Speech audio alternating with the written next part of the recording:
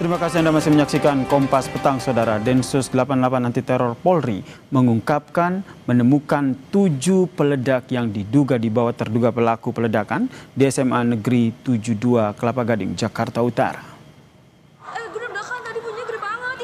Dari 7 peledak yang dibawa terduga pelaku, 4 diantaranya meledak di 2 lokasi, Saudara. 2 bom meledak di TKP pertama yaitu masjid, sementara itu 2 bom lainnya berada di TKP Taman Baca dan Bank Sampah. Densus 88 juga menyebut bahwa pihaknya telah mengetahui jenis peledak yang dibawa. Kami kutip dari laman kompas.com, Saudara, Jubir Densus 88 Anti Teror Polri AKBP Maindra Eka Wardana bilang, benar bahwa ditemukan 7 peledak. Untuk jenisnya telah diketahui dan bisa ditanyakan ke otoritas. Ada ditemukan di 2 TKP, 1 TKP di masjid, 2 bom meledak. Sementara itu TKP 2 yaitu di Taman Baca dan juga Bank Sampah terdapat 2 bom yang meledak. 3 bom yang tidak meledak.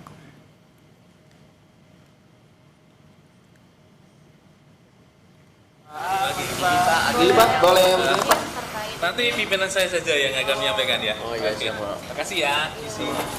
Sementara itu, Saudara, hari ini tim psikologi Mabes Polri datangi SMA Negeri 72 Jakarta pada Senin siang. Hari ini aktivitas belajar mengajar siswa dilakukan secara daring, Saudara. Ada sekitar 6 orang dari tim psikologi Mabes Polri yang datang ke SMA Negeri 72.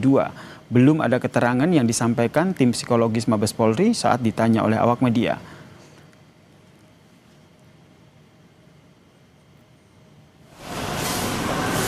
Sementara itu, Saudara, meski hari ini kegiatan belajar mengajar siswa dilakukan secara daring, sejumlah guru SMAN 72 Jakarta tetap datang ke sekolah. Tampak juga orang tua murid yang jadi korban peledakan datang ke sekolah untuk mengambil sejumlah barang-barang anaknya. Orang tua korban menyatakan saat ini kondisi anaknya masih dirawat di rumah sakit pasca menjalani operasi.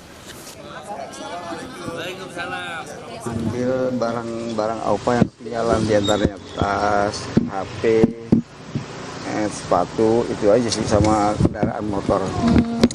Iya, udah 2 kali operasi, operasi kepala,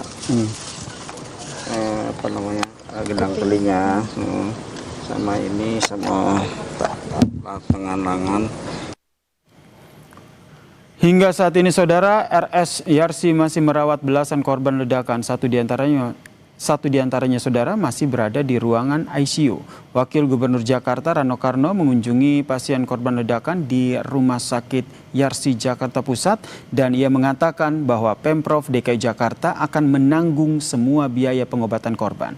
Pemprov DKI Jakarta juga akan melakukan evaluasi pengamanan di sekolah yang ada di Jakarta. Kami memastikan seluruh korban mendapat perawatan yang optimal. Biaya perawatan korban menjadi perhatian penuh Pemprov DKI Jakarta. Selain itu, asesmen pendampingan psikologi bagi siswa dan tenaga pendidik yang terdampak juga telah turun langsung menangani hal ini. Berkaca pada ledakan di SMA Negeri 72 Jakarta Utara, Saudara, Presiden Prabowo Subianto pun mengingatkan guru dan juga tenaga pendidik lainnya untuk lebih waspada terhadap anak didiknya.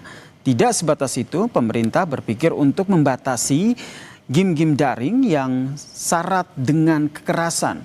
Salah satu contoh yang disinggung adalah PUBG.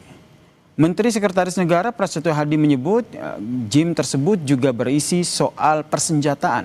Hal itu pun dikhawatirkan akan dipelajari oleh anak-anak dan berpotensi mengarah pada kekerasan yang diterapkan di lingkungan masyarakat. Kalau di lingkungan sekolah, bagaimana juga para guru dan tenaga pendidik harus lebih aware atau perhatian manakala ada sesuatu yang dirasa mencurigakan, termasuk beliau tadi menyampaikan bahwa kita masih juga harus berpikir untuk membatasi dan mencoba bagaimana mencari jalan keluar terhadap pengaruh-pengaruh dari game-game online, karena tidak menutup kemungkinan game-game online ini ada beberapa yang di situ ada hal yang kurang baik yang mungkin itu bisa mempengaruhi generasi kita ke depan gitu. Kenapa tuh? Sumpah. Kenapa sih?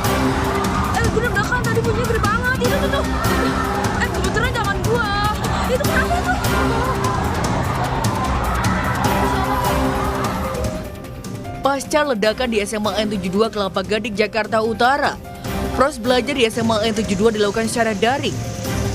Hal ini diberlakukan hingga sekolah dinyatakan aman untuk digunakan kembali. Pembelajaran juga akan difokuskan pada pemulihan mental kesiapan siswa sebelum kembali ke sekolah.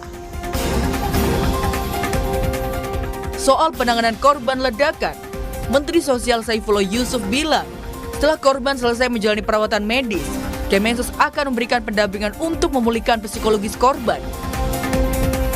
Tentu sekarang asesmen medis ya. Jadi mereka masih ada beberapa yang masih memerlukan perawatan medis lebih lanjut. Nah setelah itu nanti mungkin trauma healing. Ya setelah itu trauma healing dalam kerangka rehabilitasi sehingga mereka nanti benar-benar bisa pulih baik secara fisik maupun secara mental.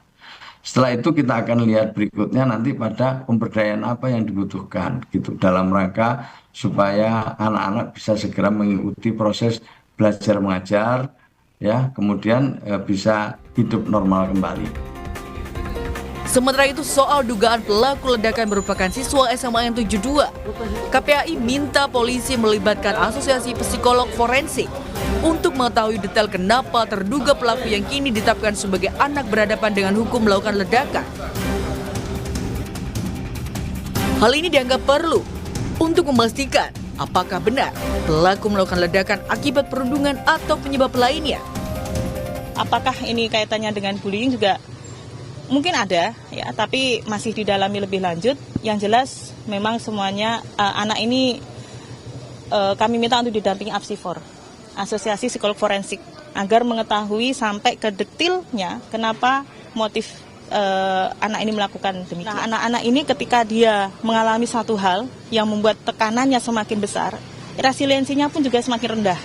Dan anak-anak kita ini hari ini lebih banyak berdiskusi atau berinteraksi dengan dunia maya daripada dunia nyata. Pengusutan kasus ledakan SMA N72 yang berfokus pada keterlibatan pihak lain dan motif pelaku hingga kini masih terus berlanjut. Selain itu, pendampingan psikologis pada korban juga menjadi fokus pemerintah. Tim Liputan Kompas TV.